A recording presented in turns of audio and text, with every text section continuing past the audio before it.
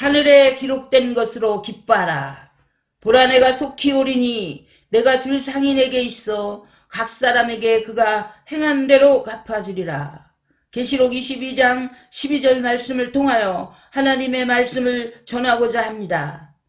성령님께서 하늘 보좌에 나를 올리셔서 보좌에서 하시는 하나님의 일을 보이셨습니다. 보좌 안에는 서재실이 있었고 그 안에는 수많은 노트들이 꽂혀 있었습니다. 이 노트는 행실록이었고 각 사람들이 행한 대로 기록되어 있었습니다. 세계 선교를 할 때마다 주께서 말씀하시기를 하늘에 기록된 것으로 기뻐하라 하셨는데 진실로 우리의 모든 삶과 주를 위한 일들을 다 기록하였습니다. 저는 그곳이 너무나 좋아서 지상세계로 내려오고 싶지 않았습니다. 그것은 진정한 평안과 고요한 안식이 있었습니다. 보좌 앞에 앉아있는 내게 하나님께서 말씀하셨습니다. 내가 아직 할 일이 남아있고 예수님이 세상에 올 날도 남아있으니 내려가서 내 일을 더하라. 내가 권능의 은사를 받았느니라 하셨습니다.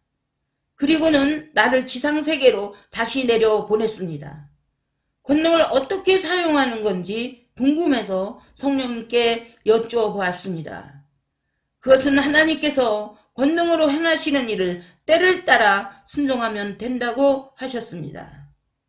내가 나의 의지대로 하는 것이 아니라 하나님께서 하시고자 하실 때 순종하면 된다는 말씀이셨습니다. 그리고 기도 중에 너무나 크고 센 바람이 불어서 세계에 있는 모든 산에 나무들이 휘청거리며 다 쓰러질 것 같이 보였습니다. 너무 놀랐습니다. 이것이 무슨 뜻입니까? 하고 여쭈었더니 이것은 나의 한숨이며 나의 입김이다. 하나님의 입김 하나로 전 세계가 다 흔들렸습니다. 갑자기 또 큰 눈동자가 나타났습니다. 눈동자가 너무나 맑고 깨끗하고 굉장히 커서 깜짝 놀랐습니다. 이것은 또 무엇입니까? 하고 여쭈니까 내가 이렇게 다 지켜보고 있다 하셨습니다. 하나님이 지구를 한 손으로 쥐고 있었습니다. 이것은 지구 안에 있는 세상이 하나님의 손에 들어있다는 것이었습니다.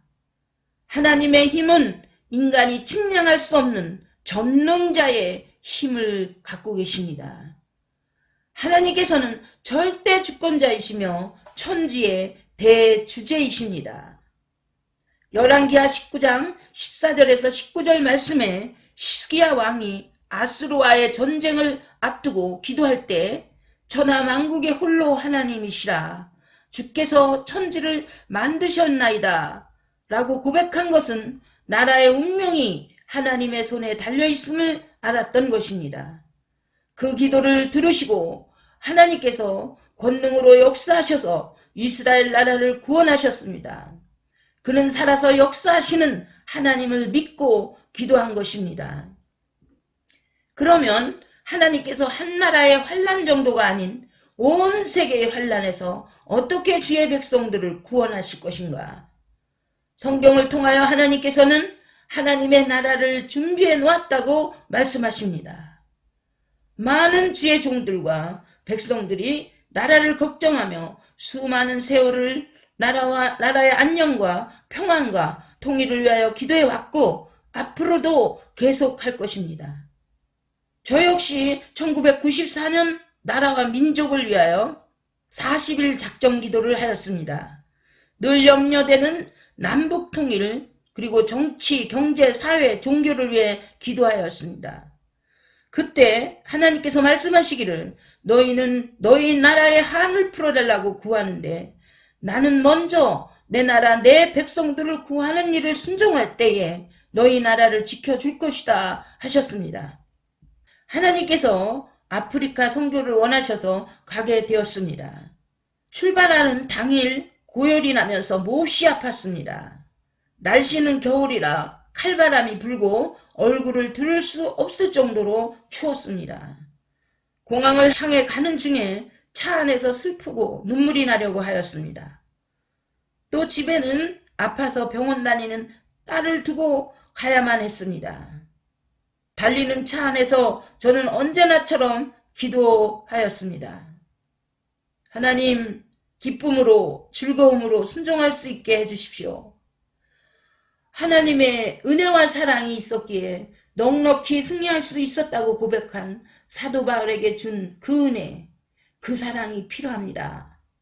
그때 하나님께서 말씀하시기를 너 같은 자들이 있는 한 이 나라를 지켜주신다고 말씀하셔서 큰 은혜가 되었습니다. 아프리카에 있는 하나님의 백성을 구하는 일이 얼마나 귀하기에 나같이 보잘것없는 종에게 이 나라를 지켜주신다고 하시는가? 나의 순종함이 그렇게 가치 있는 일인가? 그렇다면 육체적 아픔 가운데 갈 수 있다는 것은 기뻐해야 하는 일이 아닌가? 하나님이 얼마나 기뻐하실까? 이렇게 깨닫게 되니 선교 가는 것에 대해 감사가 나왔습니다. 기쁨과 인내로 순종하자는 마음이 생겨 견디며 아프리카를 향해 갈 수 있었습니다. 그 당시에 아프리카를 가려면 세네 나라를 거쳐 가야만 됐습니다. 차드는 프랑스에서 카메룬을 거쳐서 일주일에 한 번 운행하는 비행기를 타야만 합니다. 사정이 생기면 다른 나라로 가서 기다려야 하고 또 공항에서 1박 2일씩 기다리는 것도 보통이었습니다. 하나님께서 크신 은혜와 권능으로 역사하셔서 이 모든 선교의 일들을 할 수 있었습니다. 그 당시 차대에는 대한민국에서는 선교사 한 분만이 사역하고 있었습니다. 우리의 가는 길이 막히면 뚫어주시고 닫히면 열어주시고 없으면 있게 하시는 하나님이 함께 하셔서 모든 사역을 할 수 있었습니다.